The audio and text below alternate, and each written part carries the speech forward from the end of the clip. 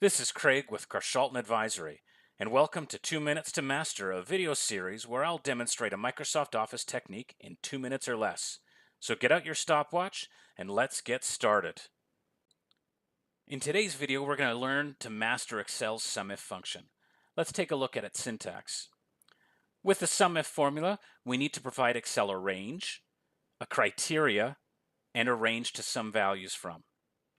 In other words, what we want Excel to do is to check in this range in the first section, and if the criteria in section 2 is true, we're going to have Excel add together the corresponding values from our sum range. Let's take a look at an example. The president of a club has asked us to forecast their membership growth and amount of fees collected through 2024.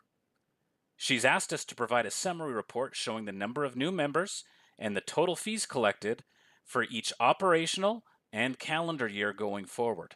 We'll solve this with the SUMIF function. In cell E18, we've added this formula. It will add together the values from each of the cells in row 6, whose operational year in row 3 matches the value here in row 17. We'll extend that across. Now, in cell E23, we've added this formula. It will add together the values from each of the cells in row 6 again, except this time they're going to match the values from the calendar year in row 2 that align with the values here in row 22. Let's extend that across. As our calendar year and operational years do not align exactly, SUMIF has allowed us to calculate these figures independently. Now download the sample file and solve for the fees collected in order to master Excel's SUMIF function. Click subscribe and you can be notified of the next technique.